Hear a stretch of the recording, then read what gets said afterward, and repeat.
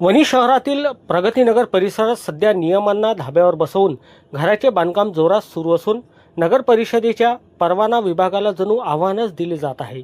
विशेष म्हणजे हे बांधकाम करणारे स्वतः एक इंजिनियर असतानाही त्यांनी सर्व नियम धाब्यावर बसवल्याने आश्चर्य व्यक्त होत आहे।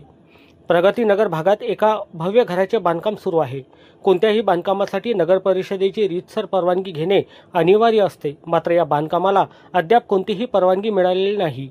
नियमानुसार रस्त्यापासून 3 मीटर जागा सोडणे बंधनकारक असताना 1 इंचाचीही जागा न सोडता हे बांधकाम बिनधास्तपणे सुरू आहे। संबंधित बिल्डरने नियमांची पायमल्ली तर केलीच आहे, पण घराचे साहित्य थेट रस्त्याच्या मधोमध ओतून ठेवले आहे।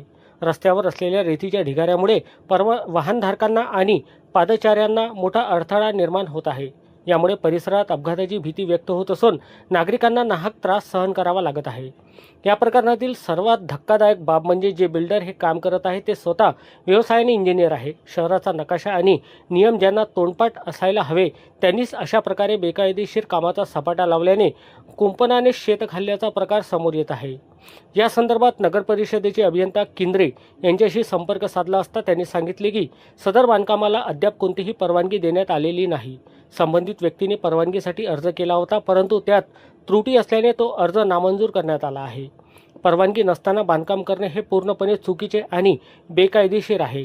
अभियंत्यांनी हे बांधकाम चुकीचे असल्याचे कबूल केले असले तरी अद्याप यावर कोणतीही ठोस कारवाई का झाली नाही असा प्रश्न प्रगतीनगरमधील नागरिक विचारत आहे।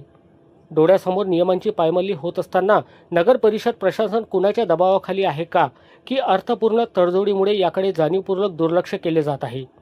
आता तरी नगर परिषद या अनधिकृत बांधकामावर हातोडा चालवणार की बिल्डरला अभय देणार याकडे संपूर्ण वणी शहराचे लक्ष लागले आहे।